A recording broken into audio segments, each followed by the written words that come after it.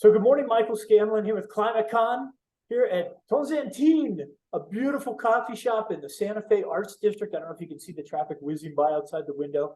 I encourage everyone to come down here sometime and check out Tonzantine. We're down here today as part of Tech Alley Denver, and we're lucky enough to have with us as our guest Manny Rutinel. Manny is he's with Climate ReFarm. Manny, take a minute to tell us about Climate ReFarm and the great work you guys are doing for the climate. Sure. Well, first off, thanks so much, Michael, for having me here. I really appreciate you and all the work that you're doing for ClimateCon and also for the environment in general. A lot of respect and appreciation for you. So I'm currently one of the founders of Climate ReFarm, and the basics behind what Climate ReFarm is trying to do is help us transition towards a more sustainable food system. And the way that we do that is through a platform where we allow individuals and corporations to offset their emissions by funding climate action in the food system, primarily through helping institutions like schools and hospitals transition from carbon-intensive foods towards more sustainable plant-based options, and really subsidizing and providing the technical guidance for that process. Awesome. So you're trying to create a financially compliant instrument, a financial instrument that's compliant through other legal means. As someone who's been a financial advisor and worked with 401ks and stuff, I know what that means. For the average viewer, we'll just say that for pension funds and for other huge amounts of cash, they can only put that money into certain instruments that are compliant. What challenges are you guys facing to get over that hump and get it to where it's compliant? Yeah, so basically what we're creating is the first carbon credit that is related to sustainable food procurement. So just to back up there, what is a carbon credit? A carbon offset credit represents 1 ton of emission reductions. Right. So to be able to meet our carbon goals as an economy, as individuals, as corporations, we have to first reduce our own emissions. Yeah. But then in that process of reducing our own emissions, there are potentially faster ways to reduce our emissions in the moment, like currently, like right now. And the way that individuals and corporations, governments can do that is by funding projects somewhere in the economy that reduce emissions. And when there is a reduction in emissions by, let's say, 1 ton, you can generate 1 carbon credit so long as you verify that there is an emission reduction there, so long as you're conservative with your accounting processes so that you're not overcounting or double counting those emission reductions. So long as the actual funding itself and the actions behind that funding are what lead to the emission reductions. It's what's called an additionality principle around a carbon offset reduction. So once you do that, once you verify that carbon offset reduction, you're able to say, okay, this is a carbon credit. And you're able to take that carbon credit and sell it to individuals or corporations that have personal or corporate goals around their emissions. Yeah, you do such a great job explaining the carbon credit. Thank you. That's an area of one of the solutions of the climate crisis that a lot of people don't fully understand. And unfortunately, there's been just some mistakes made along the way on that market. So when you think about ClimateCon, we're action-oriented. We're always looking to have action plans going in, and so that we could ask the attendees for their input and their advice. As we prep the audience for January 23rd in Denver, Colorado, can you think of anything that you might ask our audience? You know, is it writing a letter to Congress, or is it demanding that JP Morgan Chase buy more of these types of credits? Is there anything in particular you can think of that would help spur this necessity market? Yeah, so there's a couple things that ClimateCon can do to make sure that it's doing its part for the environment. So first off, ClimateCon will have people coming in from all over, not just the city, but the state, maybe the country. And so those folks have choices to make on their transportation. Let's say they're coming in from a local Denver neighborhood. Maybe they can take the bus, or maybe they can carpool alongside their friends and neighbors who are also coming to ClimateCon. At the actual ClimateCon conference, there will be perhaps food options available for folks. So what ClimateCon as an institutional force can do is say, we'll have climate-friendly foods for folks to choose from. So maybe instead of having some Will. carbon, okay, great. Well, maybe instead of having like carbon-intensive beef, maybe they'll have a lot more plant-based options and a wide variety of delicious, nutritious plant-based options available for folks to choose from. Yeah.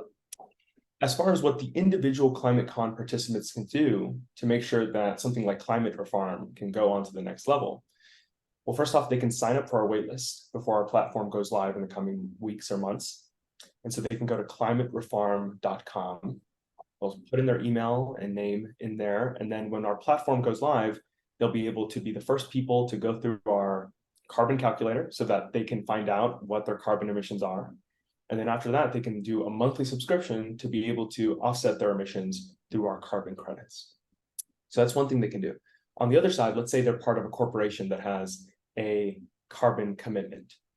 That individual can go to their corporation and say, hey, I understand you have a carbon commitment and you're reducing your own emissions, but you can also purchase carbon credits from Climate ReFarm and purchase some really solid, conservative carbon credits that have tons of co-benefits, and that could also help us. So those are some things on the individual and at the corporate level that the participants of ClimateCon can do. That's excellent, Manny. I'm sharing your screen right now. Hopefully that's recording. Hopefully you can see that. I love what you guys are doing in this regard. Yeah, I think you nailed it on the head at the end when you said one of the asks we're going to have to make of the audience is we need places that are smaller than the JP Morgan Chases of the world and the World Banks of the world that can only invest, and I understand why pension funds can only invest in financially compliant instruments. We need investment funds and others that are willing to go out on the edge a little bit and take a little risk, not in the sense that this is necessarily risky, but in the sense that this is a little bit unproven, and in that sense, people perceive it as risky.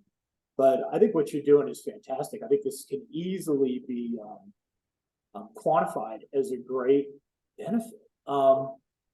So let me ask you, if someone did want to buy a carbon credit today to help make food more efficient in our systems, take 30 seconds to tell them what that would look like what their money, how their money would impact the world in a better way, and then show me where on the site we would send them. Sure. Yeah, so let's say you're an individual. Let's say you care about your carbon emissions, and by the nature of your existence, you have to go to work on a car, you have to eat food, you have to, run your AC because Denver's heat is unbearable and every day we're reaching heights never before seen. And so you have to stay alive. Yeah, you do. So we all have carbon emissions associated with what we do. Now, there's tons of things you can do. You can try to reduce your own emissions. Maybe you put up some solar panels. Maybe you advocate for awesome policies at the legislative level. The other thing you can do is funding projects that reduce emissions somewhere else. So that's where the carbon credits come in. Yeah. So you go into our website, you go through our carbon calculator, you find out what are your personal emissions. And after you go through your personal emissions, we'll set up a page for you to be able to offset your emissions on a monthly basis. So for about the cost of a latte from Starbucks each week, you can potentially offset all of your emissions. So what does that look like? So we get that money, we take that money, and then we go to institutions like schools or hospitals, and we say, hey, right now you're purchasing some really carbon intensive foods. Why don't you reduce your carbon intensity on your food procurement? And we will generate carbon credits with those emission differences. So right now, at your baseline, you're currently polluting, 100 tons. And then you switch to some sustainable foods, and now you're polluting 80 tons. So from that 100 to 80 tons, now we're generating 20 tons. We take those 20 tons and we sell them off to our individual subscribers or corporate purchasers. And then we also have a few other carbon credit options as part of our portfolio. So we've got restoring ecosystems. So when you go from really carbon intensive foods towards more sustainable options, you reduce the amount of land that you need to be able to produce that food, to feed those people. Right. So what we do is we fund projects in those regions that restore those ecosystems. So it's a portfolio of carbon credit opportunities where we take the funding provided by individuals or corporations to fund these projects. And so these individuals can say they're carbon neutral, and these projects get some incentives to be able to make those carbon reductions happen. That's amazing. I really love what you're doing there. We are going to make people buy some at the conference. I had a vision while talking to you just now. We're gonna tell people how much money are you prepared to spend that day, and we're gonna have a sum coming in. We're gonna know what people have already said they're going to spend. Won't all necessarily be on you, but you'll be one of the many startups we highlight. Manny, your company is exactly the kind of thing we're trying to highlight with ClimateCon. We want to promote startups and others that are trying to innovate in this space. And I'm really trying to emphasize to people, we don't want to wait till January. We don't want to wait until 2025. I see goals for 2050. I'm like, you got to be kidding me. Net zero by 2050. Like, we need to be net zero by 2023. So I appreciate what you're doing. You're making it easy for people. I'm going to share that screen again and make sure we're on the right spot. Can you see that right there? The one, calculate your footprint, two, fund projects. People would just click the get started button right here, huh?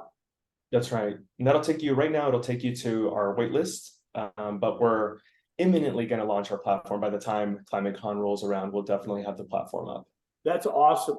So then a last question for you before I get to the last question. Is there anything we can do today to help you get that platform launched?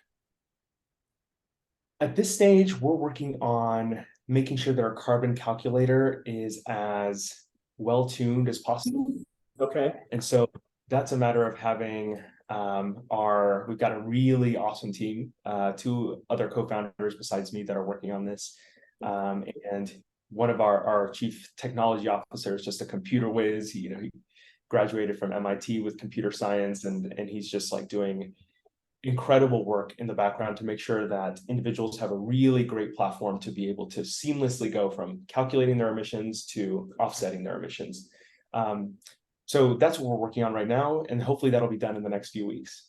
I've met a few people. I've introduced you to one, but I met a guy this week. I'll make sure I introduce you to. He's with GuideStar Guidehouse. It's like a Fortune 500 company that has started doing carbon accounting, and their sustainability business is growing big. I'll connect you with him. So one last thing, we want to close with Manny's big news. Manny has decided to seek higher office and become a public servant in the Colorado State Legislature. He's in my Colorado State House seat, House District 32. Manny, take 30 seconds to tell us how your launch went. Thank you, Michael. For folks who don't know about Colorado House District 32, that is Commerce City, Colorado. And Commerce City, cheers. It's a wonderful district full of diverse folks with incredible stories and loving families. But the unfortunate thing is that it is an environmental justice community. It is a community that is highly polluted, whether it be because of the corporations that surround it or the highways that surround it. And so what a lot of my campaign is trying to do is make sure that these corporations are held accountable, and that the working class families within Commerce City and throughout the state feel like they're well represented and fought for at the Capitol, so that their economic interest is front and center, and that they don't have to choose between healthcare decisions and putting a roof over their heads. So that's what the campaign is about. It's about holding corporations accountable and uplifting working class families so that everyone has an opportunity for success. And you and I had talked, and I had encouraged you to get out there and raise money, that it's all about having a big launch and being able to put a number down to impress people. Are you comfortable sharing with us how much money you've raised to date? Yeah, Michael. So you were basically the first person where you're like, no, you have to hit that call time, and you have to make those calls to raise that money, because that's what a campaign needs. And you're right. And honestly, I was floored by the support from friends, family, advocates. So what I'll say is that in the first 24 hours, we were able to raise over $50,000. Oh my God, that's so huge. I can't tell you. Oh my God, baby, that's unbelievable. It's unbelievable. I love it. I love it. $50,000. I'll be honest, when we met, you said something about, I think I can raise 20 grand right away. And I thought, well, if you can, that'll be great. And you can go raise 50 grand. That's huge. That's huge. You should Yeah. take away all opposition there, and you should be able to lock down the House District 32 Democratic Party nomination. And that seat is so blue. You'll be a rep for 8 years. You're going to do a great job down at the legislature, Mayor. I said, don't get big headed yet. Thank you. Practically sewed it up. It'll allow you to No. focus on climate reform, because as much good as you can do at the legislature, I really believe your life's legacy and your life's impact can be biggest through climate reform. And so hopefully this podcast will help some. Hopefully ClimateCon can elevate your company, and let me know what else we can do for you. Any last thoughts before I sign off for this podcast? I guess I just want to thank you again, Michael, for all the work that you do in this space. I think you understand these issues extremely well, and I'm really grateful that somebody like you is dedicating their time to it. So that's what I'll say. Just thank you. I appreciate you. January 23rd here in Denver, Colorado. Go to climatecon.world to learn more. Leave your email address in there if you want to get updates. And Manny, I really appreciate all you did there.